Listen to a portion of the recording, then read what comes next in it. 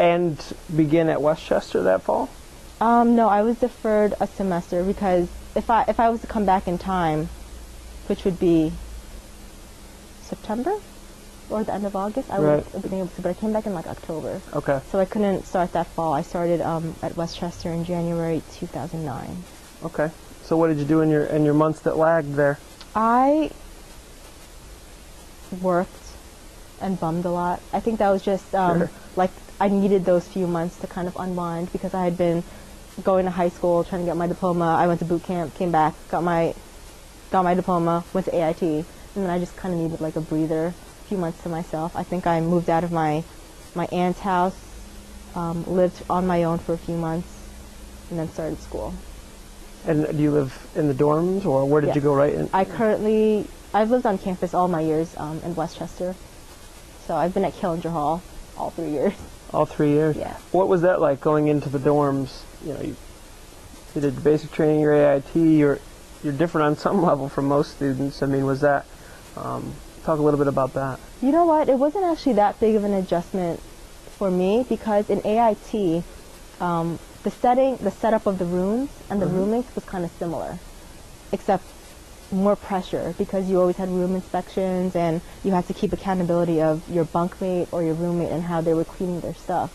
So it's in AIT we had like this little room. I had 2 roommates, 1 bathroom. You know, never any privacy. Sure. So when I got here, it wasn't really that big of a deal to me. I had 1 roommate, really sweet. Didn't really have to worry about cleaning much because we were both kind of clean, but at the same time we're not getting room inspections, so no pressure there.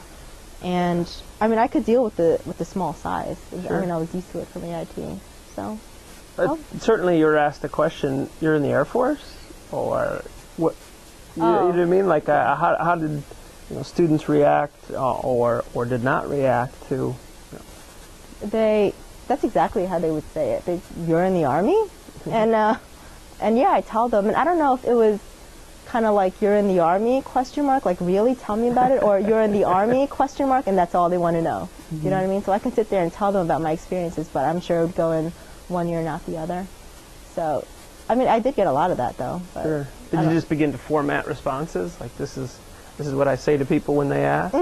Absolutely. Like unless they ask beyond that or they word it in a different way where I feel like they want to know more, then I'll tell them. But other than that, I'll just say, yeah, I'm in the Army. So. Do you think there was any negative reaction at all, or it was all just kind of, quizzical? Wow, I'm shocked. I haven't gotten any negatives. I mean, I've had a few people say, "Oh, I would never do that," but I don't know if they meant it as. Did they tell you why? They normally said it was because they didn't have the courage to, like they're too scared to. They wouldn't want to be deployed. They wouldn't want to be away from their family, or they couldn't take being in boot camp. Like I think they have a lot of preconceived notions about the military, but it's okay. It's for some people and it's not. Sure.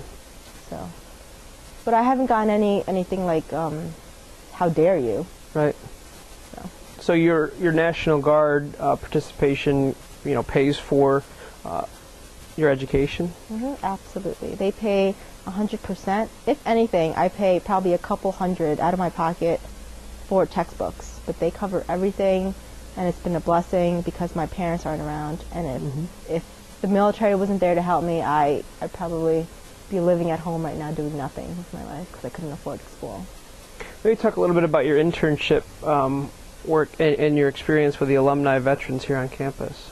I kind of got involved with that out of nowhere. Like I had no idea IMAC existed, but I think it worked out. You know what I mean? So I'd initially applied for an internship at WCU Special Foundations Office, I believe it's called, and because I have an interest with nonprofit organizations because I love doing community service in my spare time. I love volunteering, and I talked to the head of the office, and she's like, "Well, I think you'd better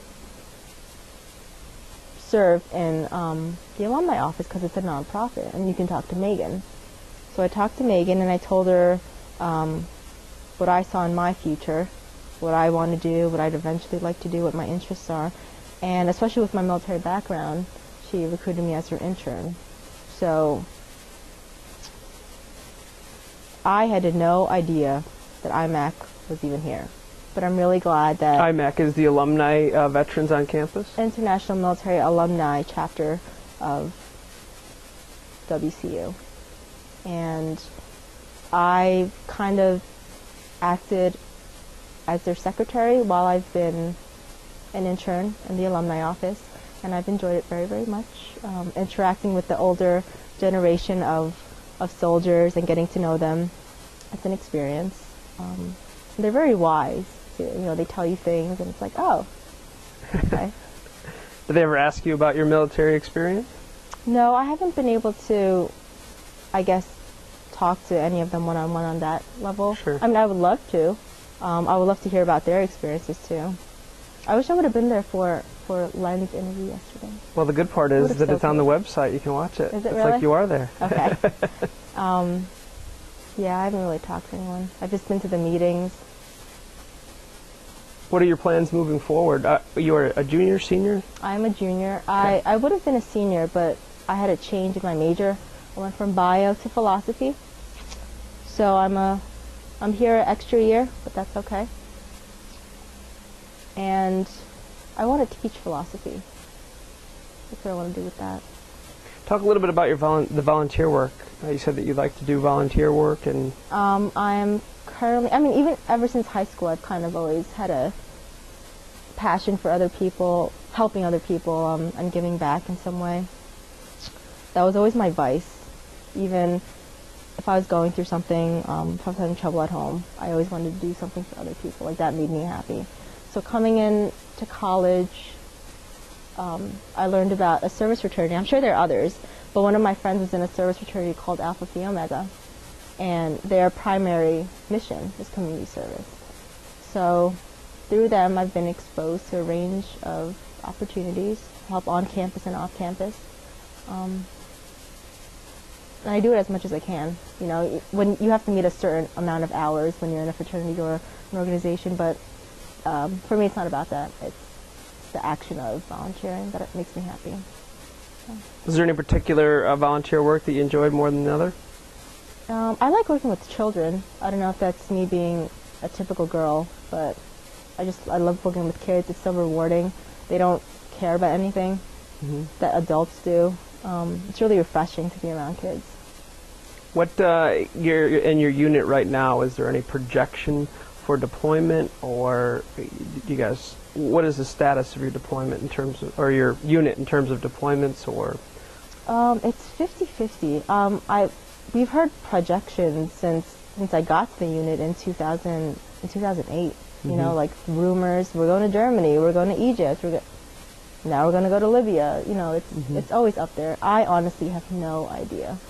No idea. Is it difficult to do National Guard and college at the same time? No. I mean, I'll admit I have my moments. I complain when I have to get up on a Saturday at 7 in the morning to go to drill, but it's completely manageable, and it's worth it when I think about how much the Guard helps me. So. And you know, at the end of your drill, I mean, you're certainly getting paid for that weekend. Oh yeah, absolutely. So I have no reason to complain. I just do. Well, thanks very much for both your service and for participating today. Thank you for having me.